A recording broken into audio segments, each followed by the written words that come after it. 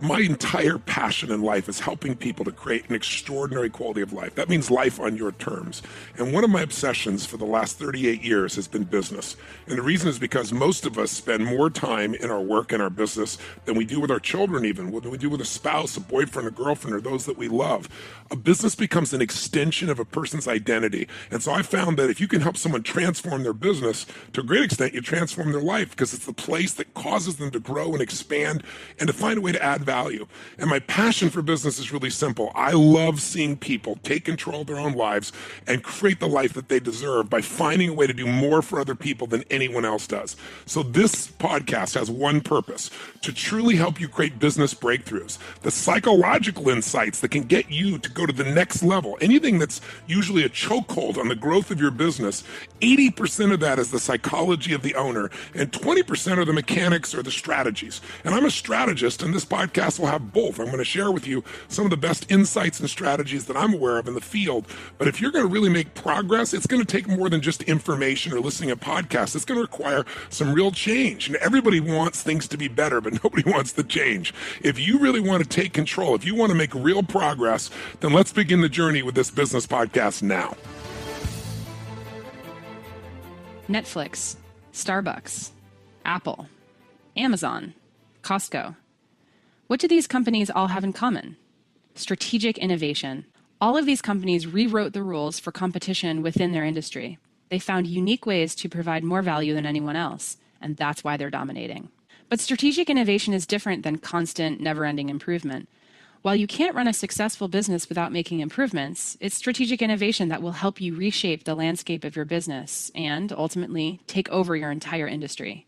Because the market will always be searching for something new. And you, not your competitor, must be the one to give it to them. You must always be looking for ways to create something more, new, or better than what currently exists. Consumers are no longer impressed with any one new feature or service for very long. They expect a constant evolution of improvement, or they will simply go elsewhere. That's exactly why Steve Jobs, for instance, held weekly meetings with his operational heads at Apple that would focus on the latest new products that the company was developing and envision the next steps for each product line. Apple was absolutely committed to strategic innovation, and they redefined each market they entered by creating brilliant products that put the competition to shame. Consider Starbucks, known for its in-store innovations like the reverse French press Clover coffee or handmade sodas. Starbucks is constantly finding ways to cater to their clients. They're even testing out smaller express stores in high-density areas to reduce wait times. And many shops even have smartphone charging stations available for their customers. Strategic innovation is about standing apart and staying one step ahead. It's about ensuring sustainability and success. In short, strategic innovation is power. Now, let's hear more about what Tony has to say about it. Are you ready to rock and roll? Well, we're excited because this morning what I want to talk to you about briefly is this concept of creating strategic innovation. Innovation, everybody thinks about. Yeah, we got to innovate our product, we got to innovate our service. But remember I said all business really is, not me, it's Drucker who said this, is marketing and innovation, or innovation and marketing. You're creating something, innovating something, bringing something to the table that's more new, alive, a reason for people to do business with you today that gives you a competitive advantage because there's more added value for them to buy your product or service than anybody else. Then you got to market it.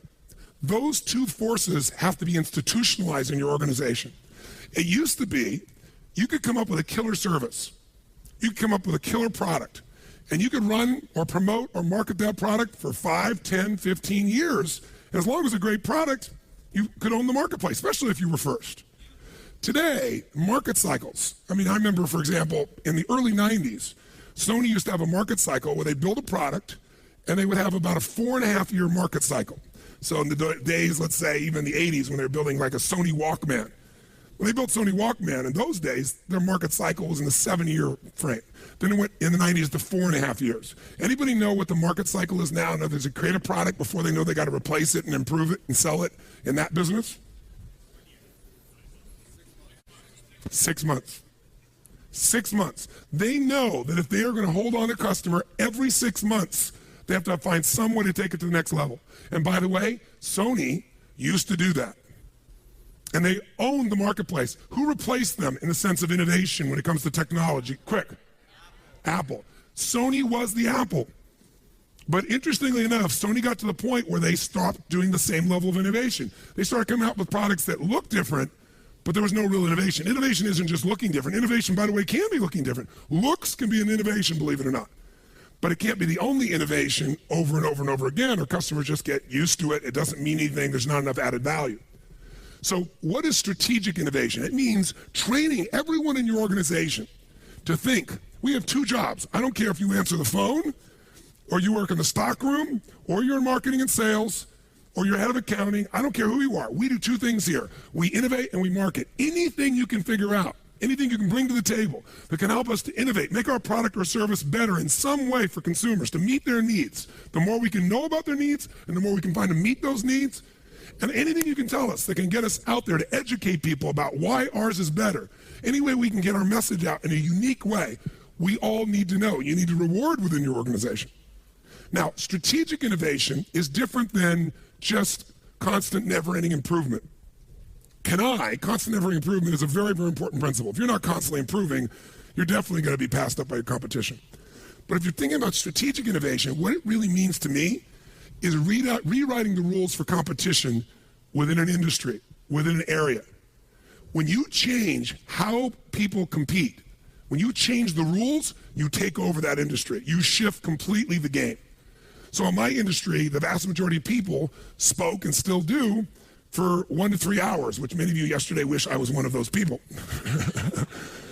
But that's usually it, because what it was is about inspiration, right? It's inspire people. And what happened for me is 90% of them are an hour or 90 minutes. And I was like, it's wonderful. That's a useful tool.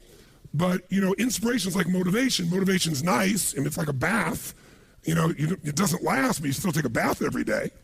But my view was, how do I get people into immersion? How do I put people in an experience where their life really changes? And so I changed the game, and people never even considered saying, we're going to do 3 or 4 days and nights, or you're going to go 50 hours. No one will sit there. They won't sit for a 3-hour movie that someone spent $200 million on.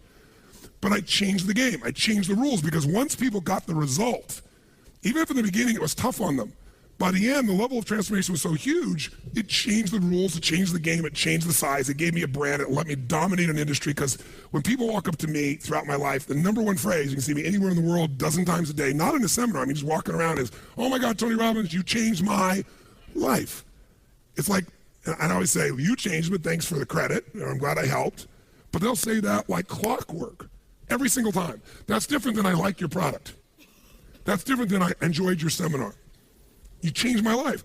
That changes the rules for competition. That created a different way of competing. Now, I didn't do it to compete. I did it because my passion was, I love people, and I don't want them just to be inspired for the moment. I want to make sure they really have the tools, the skills, the ability, the shift that creates a lasting change in their life. And I wouldn't settle for anything less. So you don't have to do it to compete. You strategically innovate because you're obsessed with meeting the needs of your clients. That's the difference. Now, who's done this? Well, Sony did it in a really simple way. Sony didn't come and say, let's do some research and let's figure out what product people need next. Because when they came out with a Sony Walkman, the entire focus of the music business was on making things what? Bigger or smaller? No, when they came out with Sony Walkman, the entire industry is about making things bigger, bigger speakers, bigger woofers, bigger everything. Nobody was asking for smaller. Bigger equaled better, bigger equaled more money, bigger equals more status. So what these people did is they innovated strategically. It's the ability to reinvent the basis of competition within an existing industry or invent an entirely new industry. That's what Sony did. Morita said, wouldn't it be wonderful if you could have the same quality of music that when you're sitting here in your chair with these giant speakers when you're walking around? He did not get that from a focus group.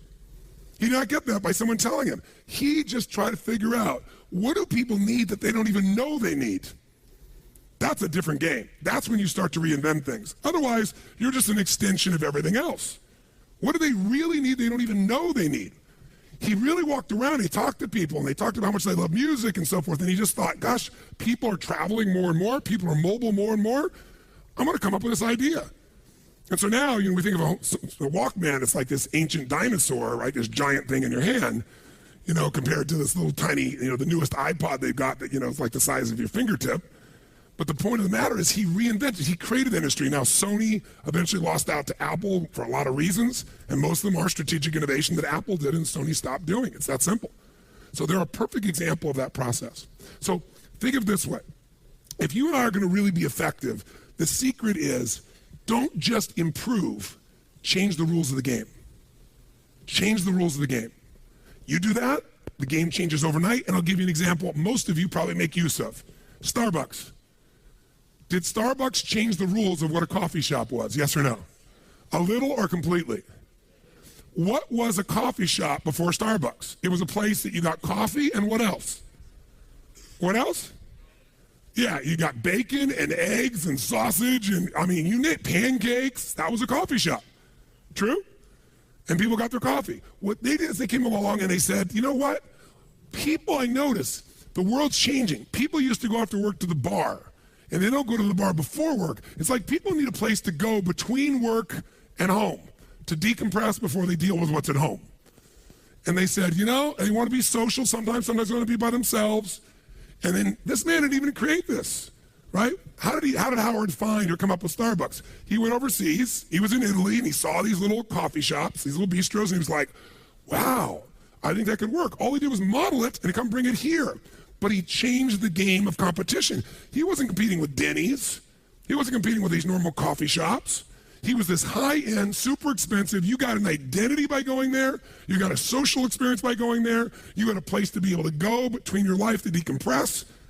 He changed the entire rules of competition. And by the way, he was first. The first one not to ever make one. The first one to get in consumers' hearts and minds.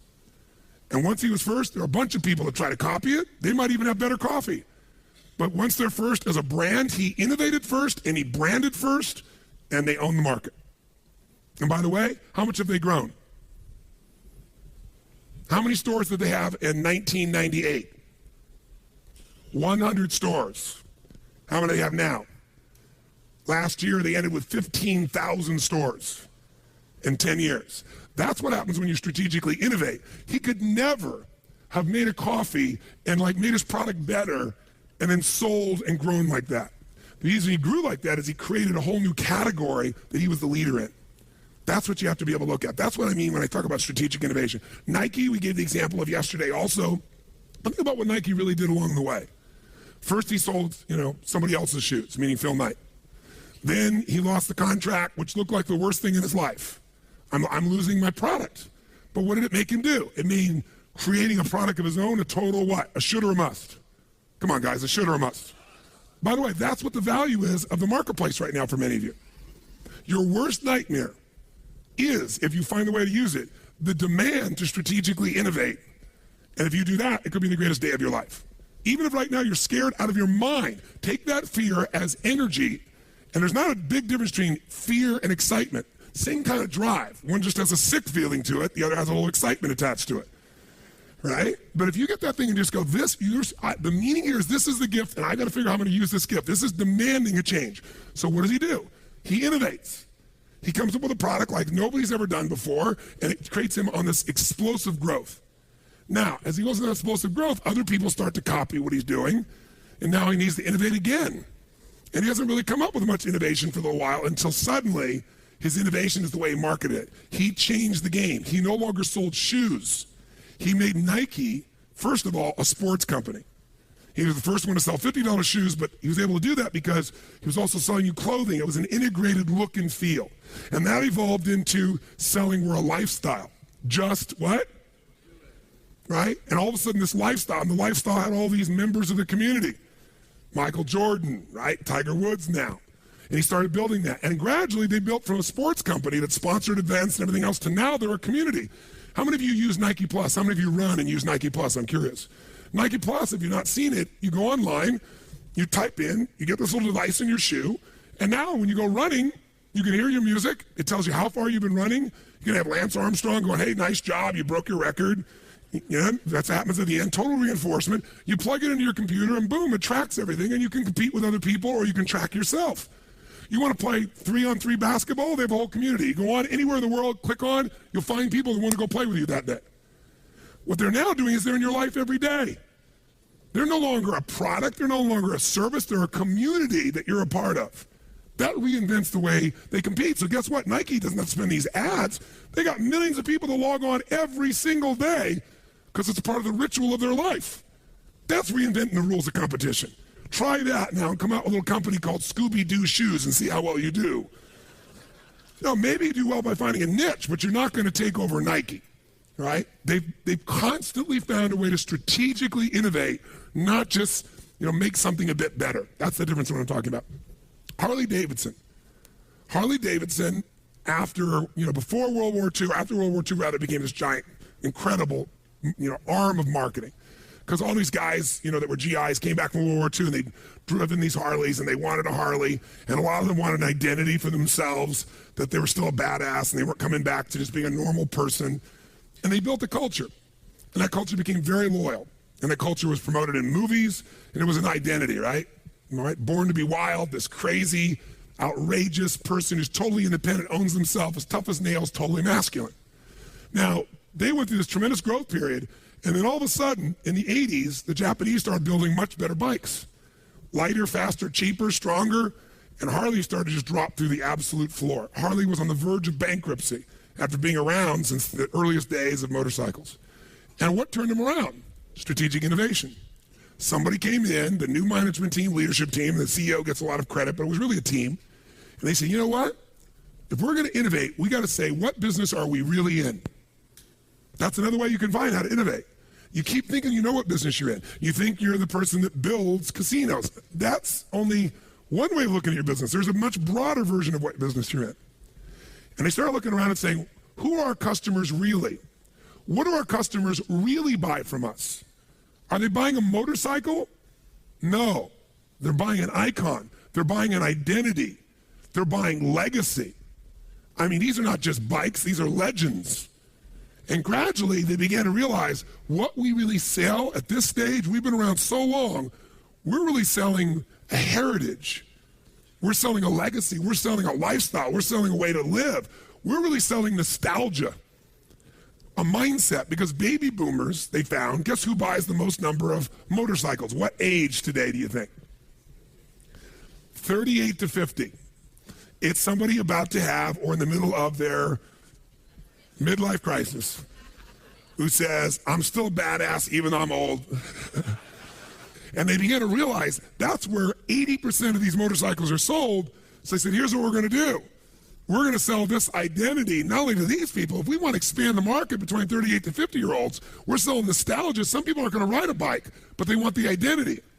And guess how they grew their business like crazy and expanded all their marketing, started selling all the clothing like crazy. The market became create an identity. So I can remember, I never rode a motorcycle. Growing up, one of my cousins, was on a motorcycle. We had no money, so I couldn't afford one. But also, he actually crushed his leg and had stunted growth, one leg shorter and longer than the other. So I never went on a motorcycle. So I learned to fly helicopters later on in life and things like that. That was my idea of really kick-ass flying. And then I meet Sage, and she says, do you ride a motorcycle? And I go, no. And she goes, oh. I'm like, I fly helicopters. Come here, Rip the doors off. We're going to do helicopter surfing. It was screaming down in the water just as the curl's coming and pull up as the wave goes underneath it. But of course, she got motion sickness and threw up, so that didn't work real well. So I decided, I got this woman, I'm in love with her. She likes motorcycles, and her dad always had Harleys. So I reluctantly go to the Harley store thinking, what the hell am I going to do? Because I didn't have those iconic images in my mind of trying to be a badass with leather and all these good things. So I get on this motorcycle, and it's like, wow, it's like flying. I mean, this is really cool. It's a lot like flying. It's an incredible feel. So I don't have a license. I drive a motorcycle for 20 minutes, and the guy, I said, if I want to see the best motorcycles all at once, because I always want, the very best, how would I do it? He said, well, you'd go on this incredible rally. They do this rally in South Dakota, North Dakota, what's it called? Sturgis. And he said, it's happening this weekend. So I go, this weekend? They go, yeah, they're going to be 400,000 bikes there. So I said, can you get me a ticket? He goes, you don't need a ticket. You just drive in. I said, but I don't have a motorcycle and I don't have a license. He goes, that's a problem. I said, listen, can you arrange for someone who can rent me a bike? He goes, well, if you don't have a license. I go, come on, man, let's make a deal. So sure enough, he arranges. So I fly in my private jet so I can get on a Harley. So I can feel cool, right? So I fly to Sturgis and bring Sage. I've only driven one of these things for 20 minutes. I've never had anybody on the back of it, and I have no license. But I'm going to Sturgis, baby. And I got my leather jacket. And my chaps, the full thing, ready to rock. So I get there, the guy gives me this thing, I'm trying to figure out how to orient it. I'm going, come on, hon, get on the back. And she's looking at me like, can you really do this? And then we did this drive, unbelievable drive, and went down Mount Rushmore, and it was just incredible.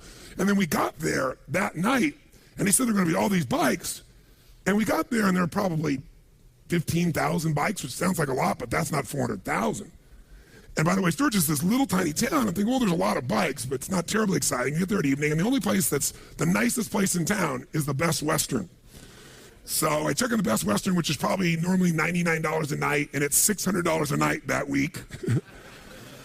And so I wake up the next morning, and there's 500,000 bikes on the road. They all arrive that morning. You can't move, and I'm out of my mind. And I bought everything you can imagine, And it was the first time in my life people were going up to me with a camera going, excuse me, sir. And I'm like, sure, I'll take a picture. No, can we take a picture of your lady? It's a different world. But what Harley did, they got 500,000 people now that are showing up to these things. I mean, they transformed their business. The business exploded because they innovated. They said, we're not in the motorcycle business, right? We're in the business of nostalgia. So that's the reinvention that I'm really talking about. And you can do this at a small level. And I can't remember the name of the company, quite honestly. It's not a big name. You wouldn't recognize him anyway. But I met a guy in New Jersey. He kept telling me about how much his wife loved shopping at this place. But what blew me away is I was at his house, and a car showed up to pick her up from the store. And what happens is they don't compete on price. They know everything about their customers. And they don't even just send this stuff to your house.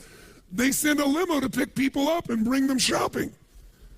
I mean, they have no problem with price competition. They're not worried about, recession, depression, not at all, because they've just reinvented the entire way of competing. If you look over here at the Wynn Hotel, see, Steve Wynn, interestingly enough, kept building these hotels, and he sold them all to the MGM, and then he went and built the Wynn. And the Wynn was supposed to be the highest end, which he did. $2.3 billion was the first one. The Encore's $2.7 billion. And he changed the entire way of competing. He decided what kind of services, what he was going to do, and he wanted to own the high end. And you know what I found out? Went on this trip with him, and I found out something interesting. He began to realize that all the money, 80% of the money, is made in Baccarat. And there are 50,000 players in the world that will make 80% of his profit. All those other things you do are minor, tiny compared to the sales that they make from 50,000 big whales that they take care of. And he wanted to have the richest, most exclusive, most extraordinary place on earth for them to go be able to do this. And by the way, Baccarat has the best ratio, best advantage. The house has the advantage, but it's tiny. It's the smallest. So as a gambler, you've got the best opportunity, but that's if you play once. If I have the advantage even by 0.1%, and you keep playing, the longer you play, the odds are on my side. See, so he innovated. He went, you know what, we're going to build the most incredible place. Even when everything else is down, we'll get those giant whales to come here because we're the place to be. Reinvented the way of competing. He didn't have to build volcanoes and things like that. Built something really cool, really magnificent, but really made for a different market. He said, not only who is my customer, who do I want my customer to be? That's a question you need to be able to answer if you're going to really be effective. Because many of you are looking at your current customers, and your current customer's not buying as much, and you're going, oh my God, what do I do? Well, maybe I need to get them to buy more, maybe I need to get more customers, or maybe I need to get a different kind of customer. This is when we start to strategically innovate as opposed to just improve what we have right now to make something happen. So, let me very quickly give you this. There are 3 points I want you to know, think about when you think about strategic innovation. The first one is you really ideally want to be in a position where, if at all possible, I don't care what your approach is, you put yourself in a place where you want to be ahead of the curve. You want to be slightly ahead of the trend. You want to at least be on trend, but if you really want to be the innovator, you got to be at the front of a trend, the initiator, if you can, of a trend. Because when you're first and you create a trend, you become branded, and that branding, if you do your job, is hard to get rid of. I'll give you an example. What was the first university that was ever built in the United States? Harvard. What was the first, for example, rental car company in the United States? Quick. Hertz. What was the first soft drink in the United States? Coke. And by the way, guess who's still number one in each of those categories? All three of those. And that's been more than 100 years, 150 years, 200 years in some of those situations. See, when you step in and you become the innovator and you create the category, everybody else has to fight for second place or third. In fact, Avis finally figured a way that they can strategically compete. They said, we're never going to be number one. So they said, we're not number one, we're what? We're number two, but we try harder. They created a new category, the try harder category. We're number one in the try harder category. They may be number one because they've been around forever, but we're going to please you. We're going to do something in a different way. That's the way that you differentiate and produce something. You know, you also, if you're there first, I'll give you another example. A friend of mine, the gentleman that financial person that I coached for the last 17 years, he introduced me to a man, and we're having lunch one day, and he goes, here's my friend, and we start talking. I said, well, what business are you in? He said, bottled water, but I'm about to get out of it. And I said, oh, that's interesting. And this was like in the, I think, early 90s, if I remember, late 80s, probably early 90s, we had this conversation.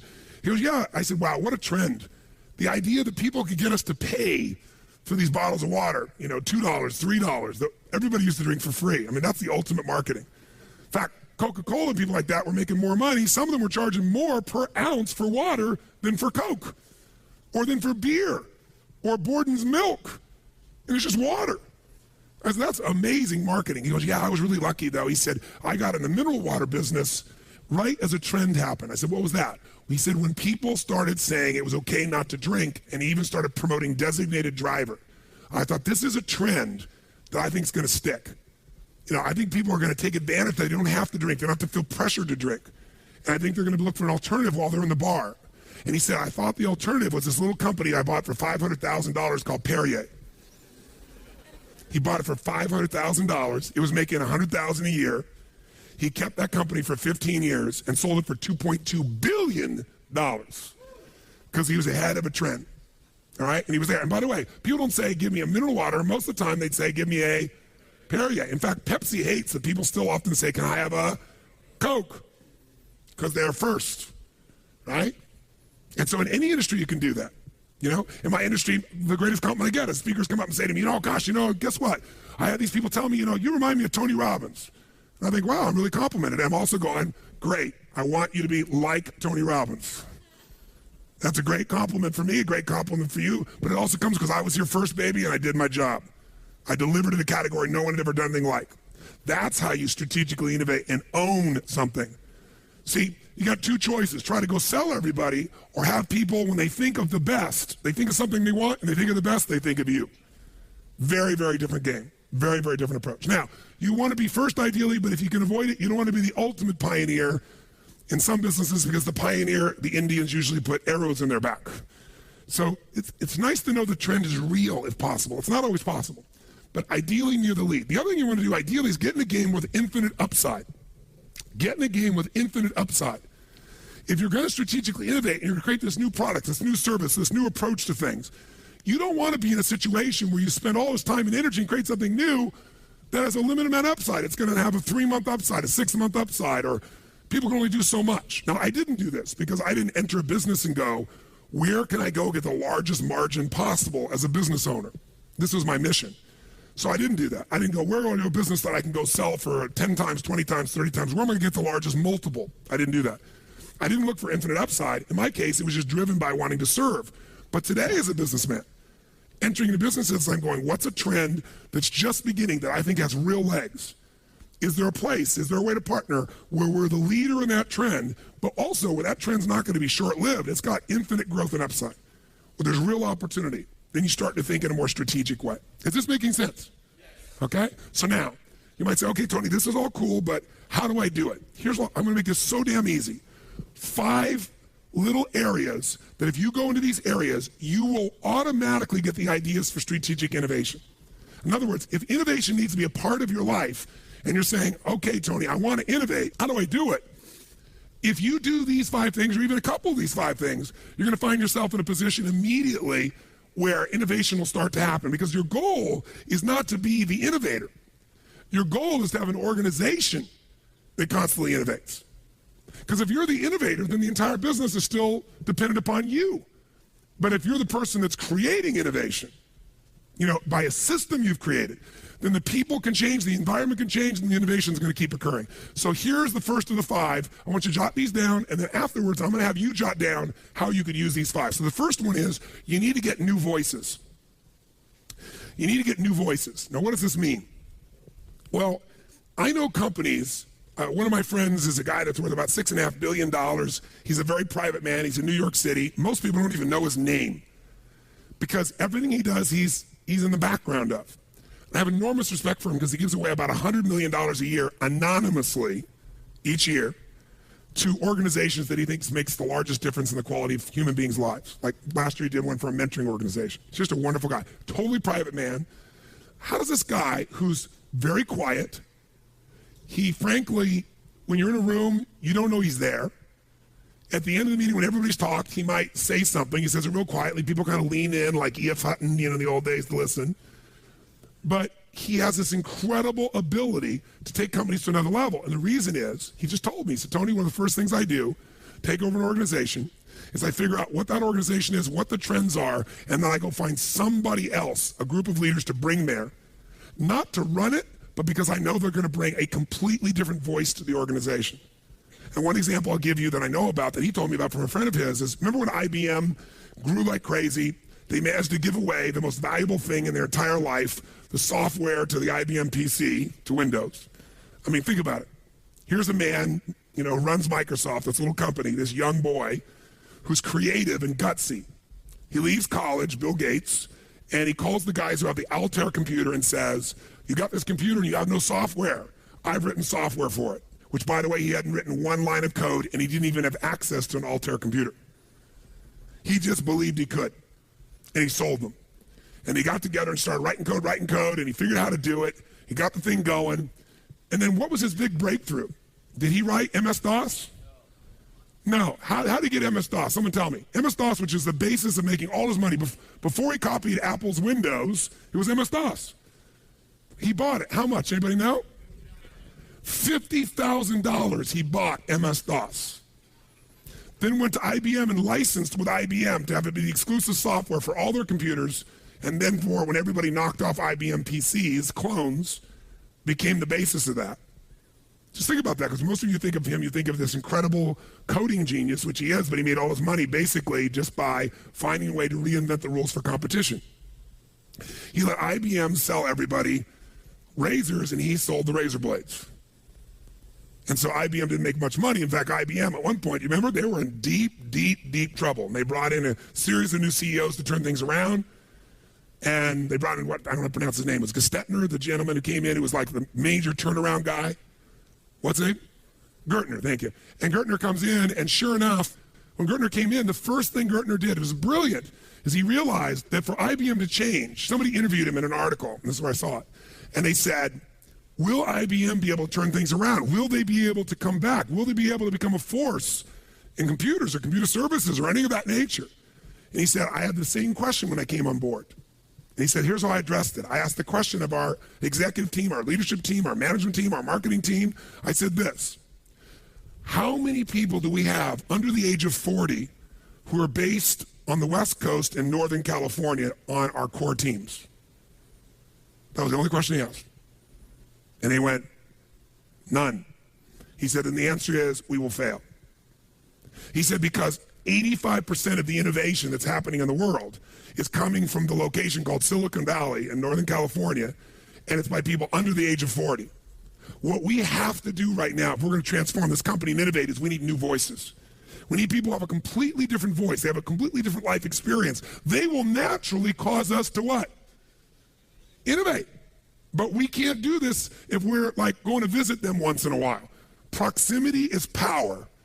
Whenever you're around something day in and day out, it's going to have an impact on you. And you need to go get new voices. So my friend that I told you about from New York, what he's constantly doing is each year, even in companies he owns, he deliberately brings in some new key executives constantly, if for no other reason, but make sure he gets new voices. New voices will cause innovation to occur. It'll happen very, very rapidly for you. Here's the second way or place you can get innovation. New questions. New questions give you new what, my friends? Answers. See, a lot of times, you're starting out with a presupposition.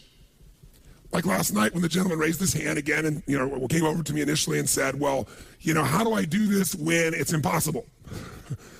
How do I do this when no one is buying right now casinos, not building casinos? How do I, presuppositions.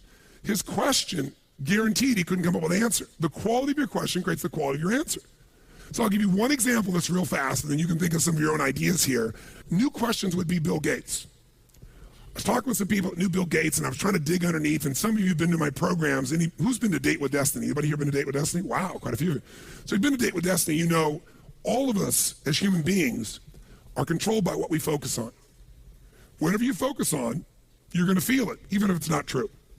So if you focus on the world's ending and you imagine the whole world's going to come to an end, we're never going to ever be in happy times again, you see it, you imagine it, you focus on it, you're going to feel it. But what controls our focus more than anything else is questions. Because if somebody asks you a question, even if you don't want to answer it, if you keep asking that person, just to understand what you're saying, they have to imagine it. They have to go in their head. They have to change what they focus on. Well, human beings tend to have what I call a primary question. One question you ask more often than anything else on earth. And you ask it subconsciously all the time. And people who through Date with Destiny discover it. And it's why some people, for example, might go out in life and they make all these great changes and it never lasts. Because the primary question they have is, why do I always screw things up? And it's an unconscious question. Why can't I succeed or sustain success? Or how do I make everybody happy all the time? Ain't gonna happen. But see, they're constantly asking a question that's unanswerable or moves them in a negative location. You change that question and you change what they focus on, their whole life changes. If they change the question to, how can I appreciate even more all the gifts God's giving me right now? And that becomes a primary question. They walk around in gratitude all the time subconsciously. So questions control the way we think. Whenever you see someone successful and they come up with a new answer, it's because they asked a new question. What question did Bill Gates ask that was different than other people building software? He did not ask the question of himself and his team, how can we build better software? Here's the question he asked. The exact question he asked is repeated to me again and again by people on his core partnership and team. He said, how can I become the intelligence that runs all computers worldwide? How can I become the intelligence that runs all computers worldwide? And when he asked that, he realized all computers have one thing in common, and that is if we're going to have computers be able to communicate to each other, we're going to have common software. The hardware may be different, it's the software, and that's why he got that. By the way, that question is also why he was late to the internet. Because the internet's not about controlling computers. It's a different question with a different answer about networking.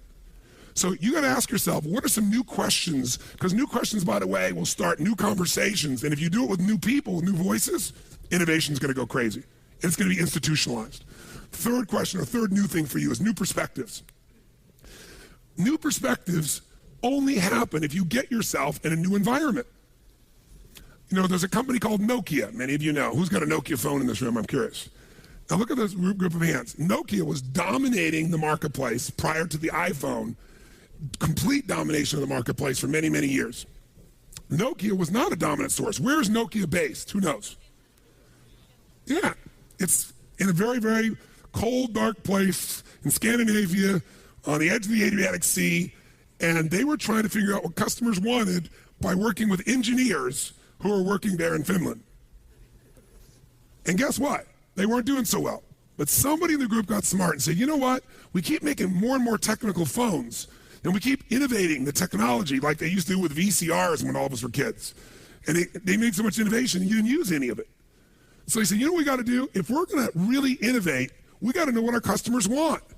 But the customers we want, who do we want our customers to be? We want our customers to be leading edge people.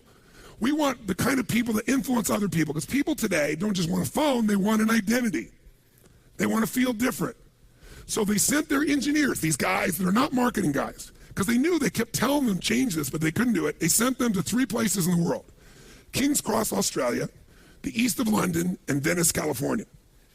And they said, go live there for 6 months, interact with as many human beings and customers as you can, and then come back and we're going to redesign our phones. And you know what they all did? They all came back and they found the most important changes they could possibly make to the phone. And guess what it was? Color. Same thing that they did with Apple originally. They came out with the first ones with a red phone and a purple phone, and then a way in which you could print out off of your computer a cover for your phone. And then they came up with ringtones. So you could have a special, unique identity. That's what the engineers end up coming with because they were given a new perspective. Again, proximity to the customer in a radically different environment automatically created new answers for them or new innovations for them. And then fourthly, new passions. New passions, listen, when you're passionate, don't you tend to innovate by your own nature? Because you're doing something you love, you're doing something you're excited about. And probably the best example of passion driving a company is Virgin with Richard Branson. Most of what Richard has created in his companies was something that he experienced, a product, service that he experienced and disliked immensely and said, this is what I'd want. And he was totally passionate about it. From where you get to stay when you go at the, to the airport and you're transitioning, he said, I want a place where I can play pool. I want a place where there's a swimming pool. I want to be able to have, massage. I want some great drinks. And so he reinvented it. I want to have a bar on the plane. I mean, that's what he did. Everything he's done, all the innovation that has set him apart has been because he's thought about something that he's so passionate about that if he had it, it would have lighted him up like a Christmas tree. And he felt that he's a representative of a generation, and he really is, and he's done incredibly well. And finally, the last one I jotted down for you is new experiments. If you're going to innovate, many of you don't innovate because you go, damn, what if it doesn't work, right? I mean, I only got so much time, only got so much energy. We can only invest so much money. We start to work on this, and right now we got a great business right here. I don't want to mess with my core business. You don't have to. Keep your core business where you're rebuilding, these casinos. But then create for yourself a couple skunkworks projects, a couple experiments. Almost all the innovation that happens at Apple, what happened? The Mac came from a skunkworks group. A group of people, they say, you know what? We're building the Lisa. All our money's going into the Lisa, the computer they're building at that time. But we're going to take this small group of people, and they're going to go work and see if they can reinvent something from scratch on their own. If it doesn't work, we don't care. We're going to try it.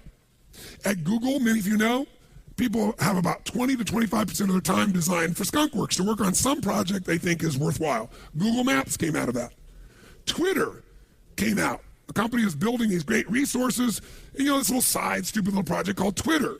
And now it's growing at 8,000%. They've already been offered, I think, $300 million or $350 million, right? Facebook wants to buy them. And they're at the beginning of the beginning of the beginning, what's happening with Twitter. Total innovation.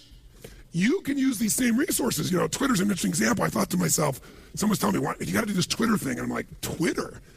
I mean, get a life. When I want to type what I'm doing when I'm doing it, I said, first of all, my wife would kill me because we have a private life. Because I said, oh yeah, here we are in Sun Valley, and all of a sudden people start showing up, right? I said, but second of all, it's like, who wants to read what I'm doing or what other people are doing? I have no interest whatsoever. So my buddy goes, I use it differently. So I said, what do you do? He goes, I use it to get answers. I said, what do you mean? He goes, watch this. He goes, Tony Robbins is here with me right now, beside me, and wants to know how I use Twitter. And he clicked the button, and in the millisecond later, there were 35 people responding, hey, Tony, hey, I went to your seminar, here's what you should do. And I'm like, oh, these cool ideas. It's like, wow, maybe I'll open a Twitter account. So I opened a Twitter account without my name. And I did it, and I barely ever used it because since my name wasn't on it, I didn't interact with anybody.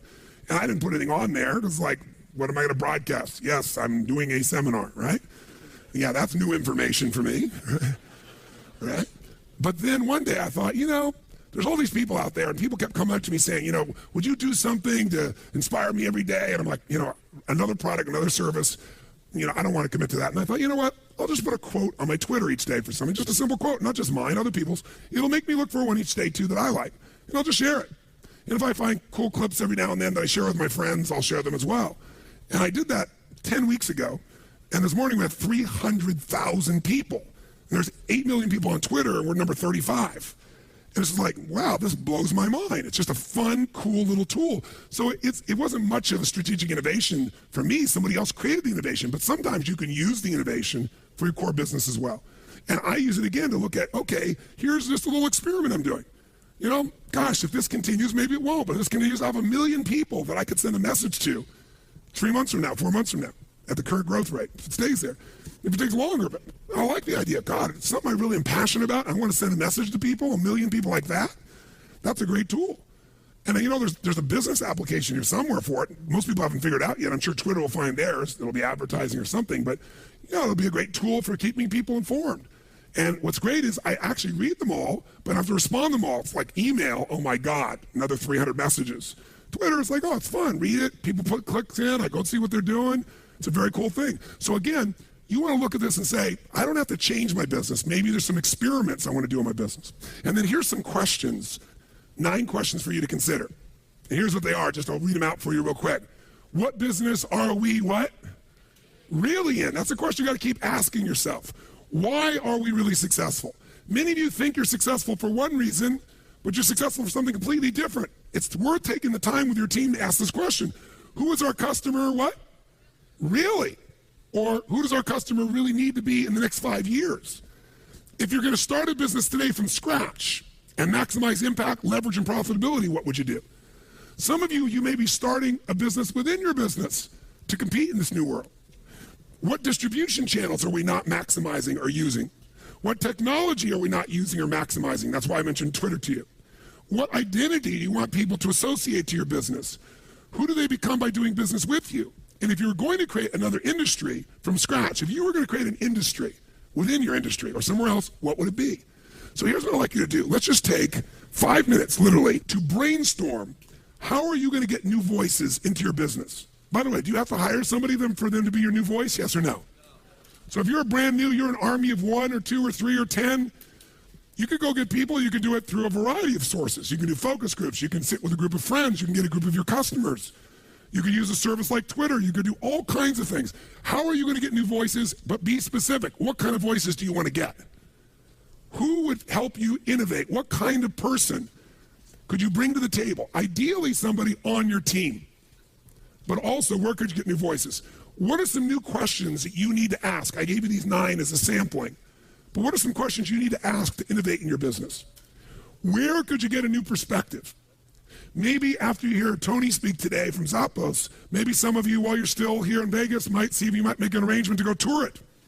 Take the hour tour and just go get the perspective of how a business that goes from 0 to $1 billion really runs. If I were you, I would do it. I took the tour myself, incredibly worthwhile. Where could I go right now to tap into new passions? Maybe not even my passion, maybe on my team. I've got some really bright people and they have passions and I don't even know what they are. Maybe their passions are the origination, the place that we get a genesis for a new product, a new service, or a new way to change the rules of competition. And what are some new experiments we could do? What are 1, 2, 3, 4, 5 max new experiments we could try? This program here was the result of an experiment. I was watching television, listening to all the muck, talking to people coming up to me, telling me that I don't know what to do in their business. And then I saw the figure, and I'd known it intellectually in the back of my head, but it emotionally hit me. 70% of all new jobs are created by small businesses. I picked up the phone immediately. I called my office and I said, you know what we're going to do? I want to coach 50 business people who have small businesses, 0 to 100 million. I want a variety. $100 million businesses, 50, 10, 5, just starting your business. And I said, I want to coach them for 90 days. And I said, we'll make it really easy. I'll do some kind of immersion. So we did a version like this. Instead of 5 days, we did it in a day and a half. So I basically killed everyone. And I said, then we're going to work online twice a month for about an hour and a half. And I'll keep taking different pieces of information, refine it. And I'm saying we're going to transform their lives. And we're going to create a system that once we have that system, it won't be limited to me and my throat. It'll be something that people can do in immersion on their own over and over again so they get the training effect. And I said, and we'll find the right partner, we'll market it together, we're looking for ways of transforming the business. We won't just teach them, we'll give them tools. So we'll team up and partner with the right people. And all this came out of being stimulated by something I'm passionate to make a difference in and doing an experiment. And then I got some new questions, some new voices, and now we're laying the foundation here this week for something that we're going to be launching that I think will be as big as anything we've done in any of our other companies.